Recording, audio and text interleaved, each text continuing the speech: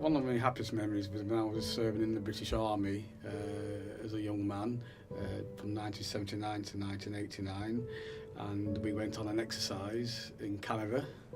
And after the exercise had finished, we went to what they call R&R, which is rest and recuperation, and you could go and do white rapid riding on the dinghies and things like that. And it was a bunch of us, all young men together. We went to Banff in Canada, which is a big national park there, and it was going rafting and glacier climbing and mountain biking, and it was all really happy memories for me because it was all done, all us young men together. It was really good fun. My best memory was when I went on holiday with my family. When we got there, we went in a really nice caravan, and the next day we went in a big swimming pool with a massive slide, and after that we went in a big arcade with lots of games. We had so much fun. Favourite memory would be so after I've gone through primary school and high school, I moved back to Chennai due to family stuff, so we had to move back.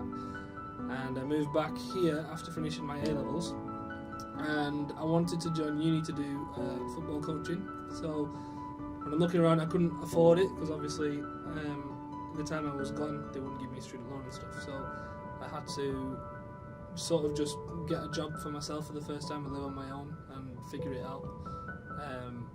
Until an opportunity came up where I could go to uni.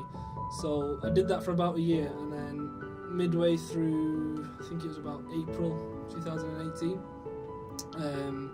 my friend sends me this link to a website from the uni, and it's a scholarship opportunity for like a full degree at uni that's paid for by this organisation called Kick It Out. And obviously I've heard of Kick It Out. They do work in football with regards to raising awareness or trying to stop discrimination and racism in football. So obviously from what I just told you could tell how that appealed to me. So straight away I thought it was a perfect match because I get to study what I want and I get to work with an organisation that shares the same values as mine. So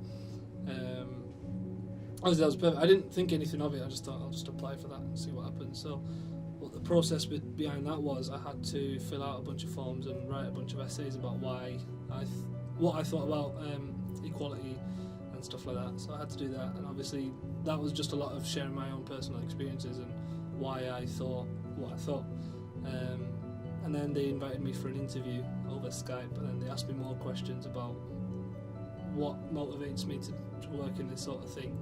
And obviously I shared them stories like I shared with you just then, and clearly they thought I was a perfect candidate to do their kind of work.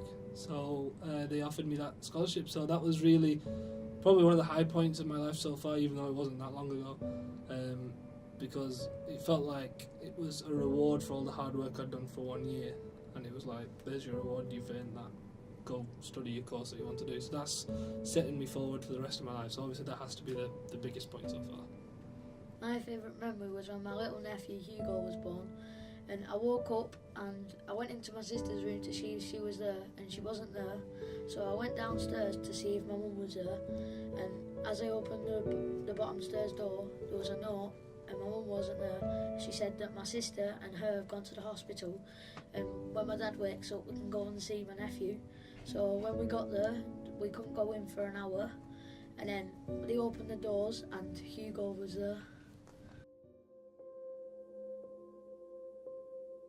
One of the worst memories was about 3 years into my army career, with the same men I was talking about earlier.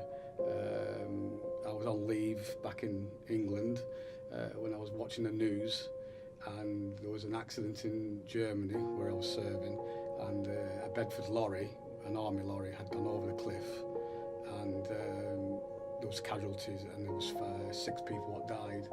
And then when I found out, when I phoned up the regiment, I realised that it was 4 of my best friends who had been killed in that accident, and they were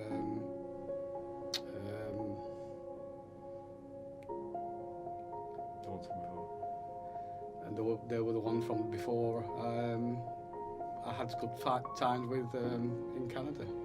And when I look back now, I'm 57 years old now, and they live in the same age as me, and I'm married with 2 children now, and I just think about them every now and again and think, what could they have been doing now?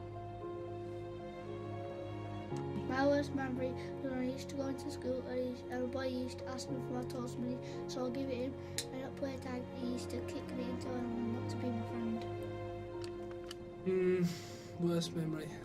I'd have to go for probably my early childhood. So I lived in Chennai in India for about 2 or 3 years before I moved to England. And then when I first moved, obviously I moved to Preston, and I joined a primary school here, and this was about year 1 or year 2. So obviously straight away I'm trying to adjust to the new culture, new people, because while I was born here I didn't really have any, experiences with them being here. So straight away it was a different change. So I think I was the only one who wasn't English in my class at the time as well. So straight away I thought, okay, I'm the only one who isn't like them. And then slowly, as it went on, I noticed that people would look at me a bit funny. So the first instance was in one of the early classes, the teachers about currency and stuff and how to add it up. So everyone knew, what's 50p, what's 20p, and you add them up. And that's what the sort of questions they'd ask you. So when they'd ask me, obviously I hadn't learned that yet. I was still used to Indian money and what that looked like. So obviously when they asked me, I'd have like a blank expression and I'd be like, I don't know, or I'd have a guess and I'd get it wrong. And then everyone would just look at me like, how doesn't he know that? And then the teacher would go, all right, okay. Because the teacher knows, obviously, but they don't. So they'd start, laughing or whatever. And then it would slowly move on. So in the playground, obviously, I'd be alone and I'd look around and see who I could join in with. And then I'd see football. So I thought, they're playing some sort of game. I'd go over there. They'd put me on a team. They wouldn't tell me anything about what I had to do or anything. I'd be there and I'd be like, what do I do? No one's giving me the ball. No one's telling me what I'm meant to be doing. So I wasn't learning anything and I wasn't feeling like I was a part of their group. So straight away I'm thinking, right, I don't fit in. Am I meant to be on my own or something? Because I'm a kid, you don't know at that age, do you? And then it got to the very extreme when this boy, same age as me, he was not like he was older or anything, he comes up to me and he asks me, oh, have you rubbed poo on your face? I said, what? And he said, have you rubbed poo on your face? I said, no, what do you mean? And he goes, oh, well, you've got brown skin. And I'm just, that's taking me aback because I don't know what he means or why he said that.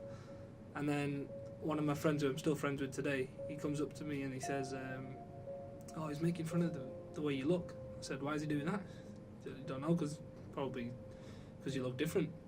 And I said, oh, well, that's not very nice. And then he stood there laughing, obviously, and it's gone on for a while, so I've had to go tell my parents, and then they've said you've got to go tell a teacher. So obviously me and my friends, they know about it as well, so we've gone to them and they've said, this has happened, what do we do? And so they've obviously had a word with the kid, and the kid's come and apologised. I didn't need an apology off him because I knew that it probably wasn't his fault. When I grew up I realised it probably wasn't his fault because that's not the last time I experienced that sort of thing. So when I grew up I knew, it's probably the way he was brought up or he's not been exposed to that sort of thing. But yeah, definitely straight away that was a bad way to start. But since then I've learned how to deal with it and I know why people think that way. So I don't really blame the person as such. So that'll be it. My bad memory was that when I was 8, I went to town and I got run over, but the car wasn't speeding until I crossed the road, and then it was speeding, and then it sent me flying, and I got rushed to hospital and I couldn't walk for 6 weeks. I had a big cast on my leg and I couldn't play football for 6 weeks.